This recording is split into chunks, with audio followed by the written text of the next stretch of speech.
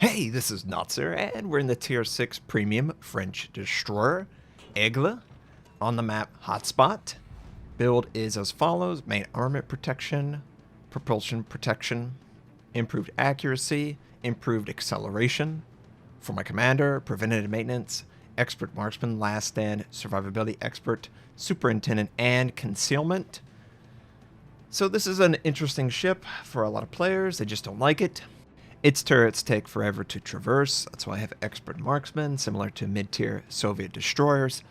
You have to take it, but clearly last stand is better, so you have to go all the way up because it's the most efficient path, get concealment, come back, and then take it. So it's going to be a long time when you are not benefiting from expert marksmen, and that's just going to turn a lot of people off.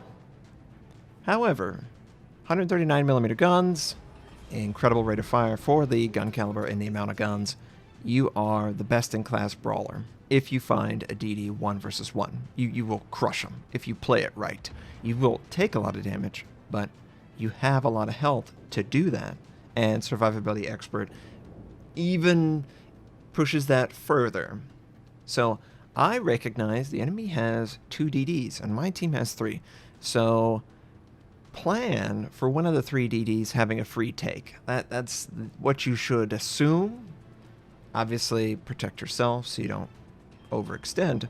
But one of you 3 are going to be able to get a free capture. And just conveniently, I was the one who got C point without any enemy resistance.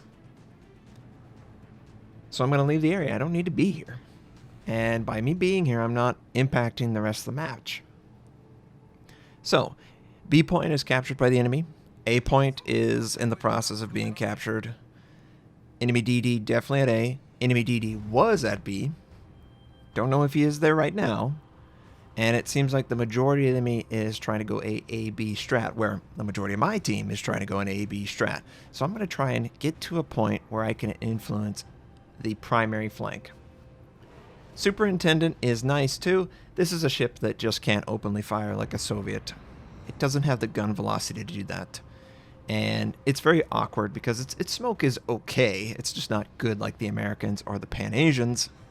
And you only got 3, or actually you only have 2. Obviously, premium consumable adds a charge, and then superintendent adds another charge, and oh, there we go.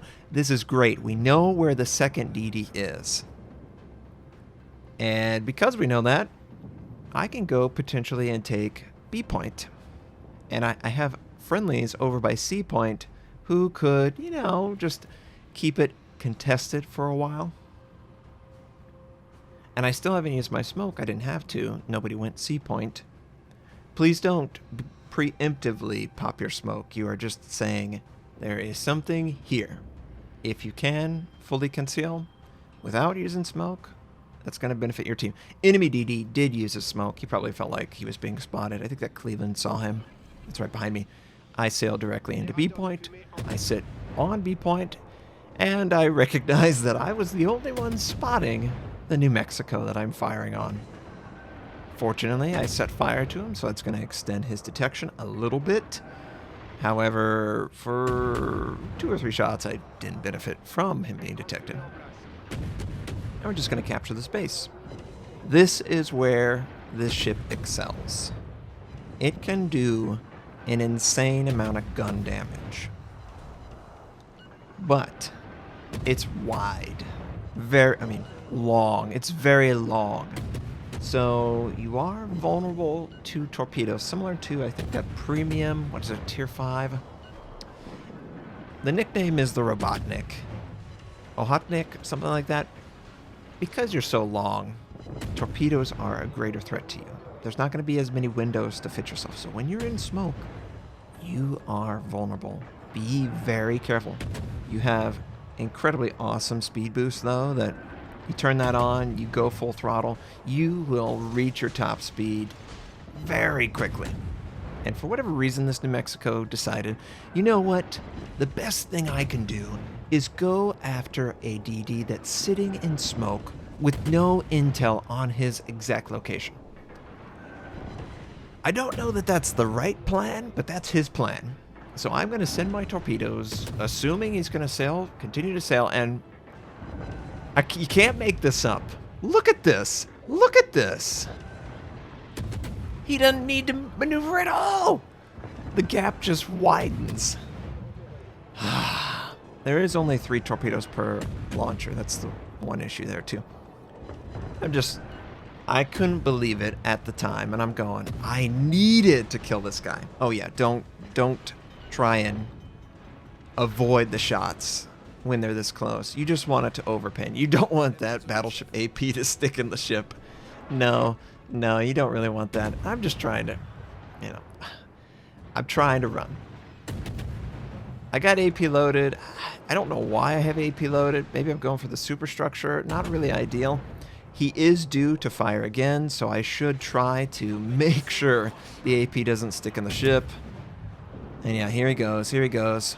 So I'm going to flatten that, get it to overpin. It is planned out to do that. It does mean you're going to take a little bit more damage.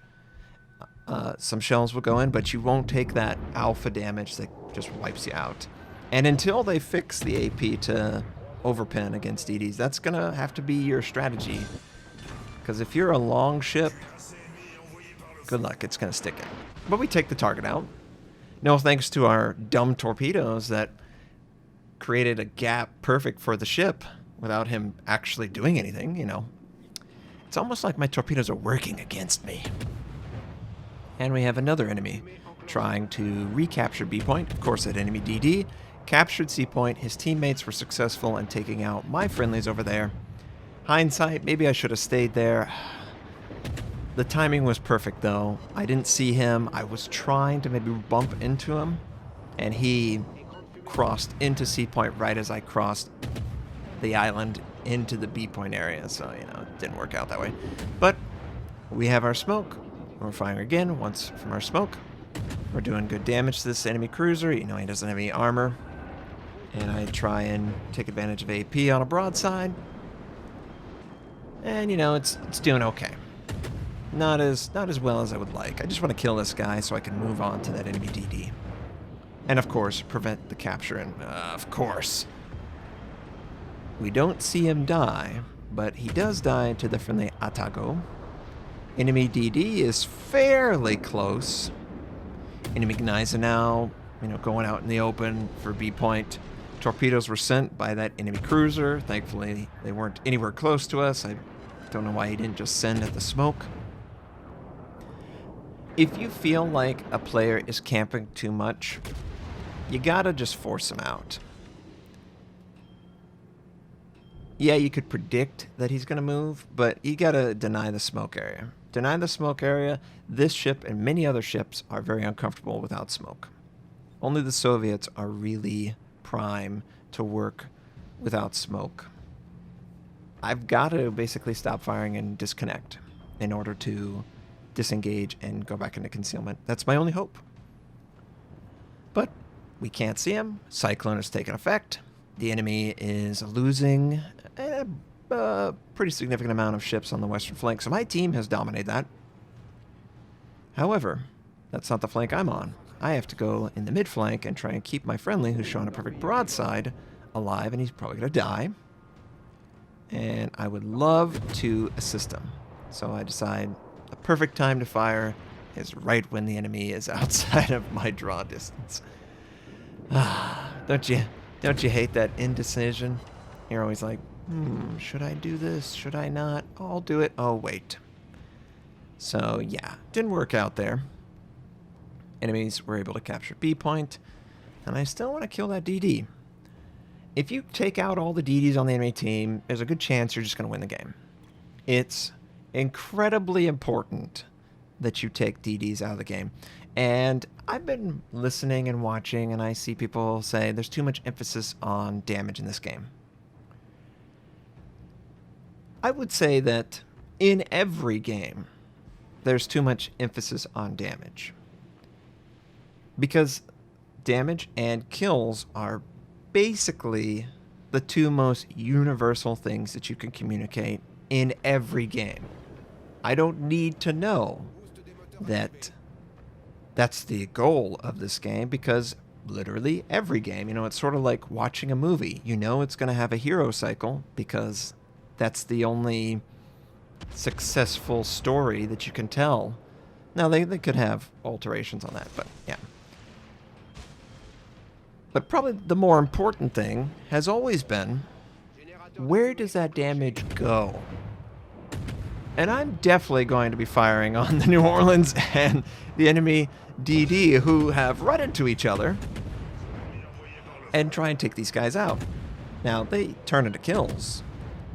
And that's the more important aspect here. Taking enemies that can hurt your team is a pretty good thing to do. Last time I checked, killing the target is pretty much the best thing you can do under certain, there's a weird thing in Overwatch where you try and time your spawn. Well, this doesn't have spawn. This is a one life thing. So just like Counter-Strike, you take the target out, it's a lot easier. You're not gonna choose to ignore them, because if they're alive, they are a threat. So taking those two targets out was the best possible thing. Ignoring the Gneisenau now, it just wasn't the priority. But now it is, and I'm trying to keep my teammate alive. Unfortunately, it doesn't work out.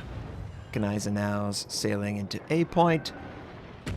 For whatever reason, the enemies have just played this better. They've brought it back. It's a real back and forth, and unfortunately, they've had two bases for pretty much the whole game in one configuration or the other. And I'm like, oh, friendly Cleveland.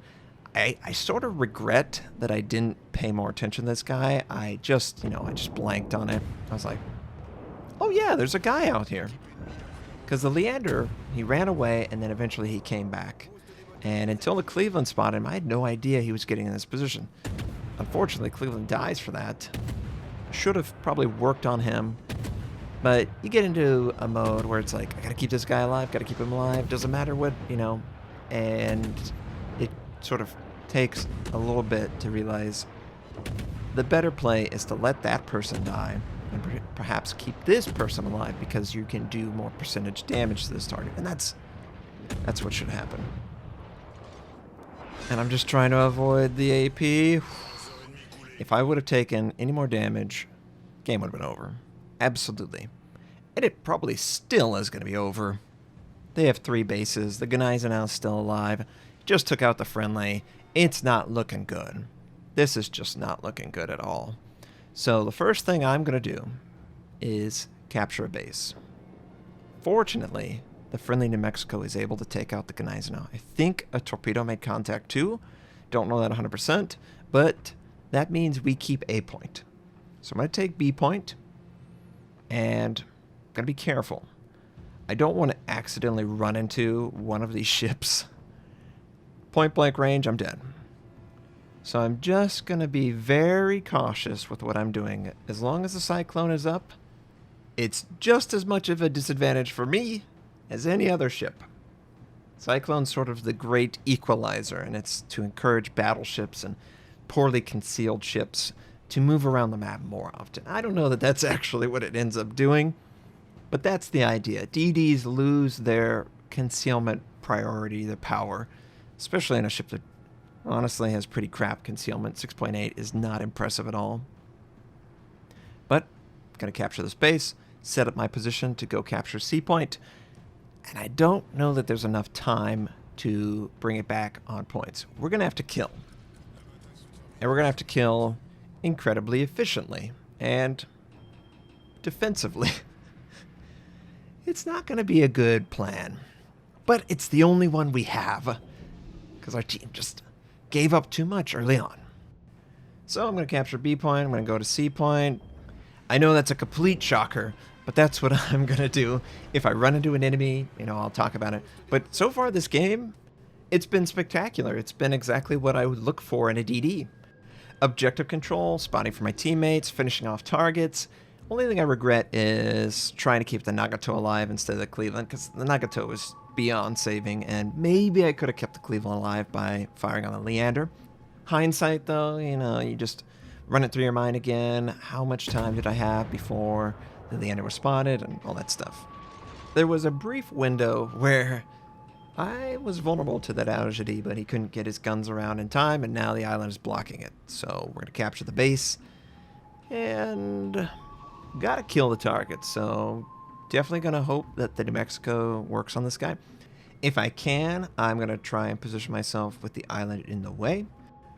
But I'm definitely not going to show myself. I'm way too low for that, obviously. And thankfully, the friendly New Mexico is hitting his shots on the Algerie and keeping him spotted. So I have a good idea of where he's going. I'm just going to camp behind and try and get some blind shots behind the island. You know, maybe we could be lucky, elevate the gun a little bit. Normal routine that you would expect, right? So initially, I'm, firing HE. This guy is angled away, so elevating the gun a little bit. Ooh. Friendly New Mexico takes him out. And we'll just wait for the capture to go through. And it looks like, unfortunately, the enemy York was AFK. Even with an AFK ship, the enemy team took us to the brink. And if it wasn't for my play and the friendly New Mexico and a couple others, we had no chance. So it was a little bit of luck and a little bit of skill, and you need a little bit of everything to come out ahead on these games. And some of you might be going, 50,000, who cares? Yeah, but it's where that damage goes. It's always been the case. I probably average the lowest amount of damage of any community contributor who makes content. Part of that is I'm a DD main, and if you're not hitting your torpedoes, you're not going to farm that damage. I play the objective, I'm reckless, I go in, guns blazing, and if I overextend, I die pretty quickly. But if I can make sure that I have a measured approach of aggression and defensiveness, usually those games are fantastic, and that's the whole goal, always been the goal. As you might imagine, I switched to AP, and I should probably lower it for the Citadel. But this game's so over, right? And it was great. I loved trying to hold back the tide and ultimately earn Kraken Unleashed for my team, and to do it with such a low amount of damage. I love the games. You got haters going, I could get 5 kills by sniping. You clearly saw I wasn't sniping. I was finishing off targets that either would have survived or would have died much later. And that helped our team ultimately win the game. I hope you enjoyed it. I hope you have a wonderful day, and I'll catch you next time.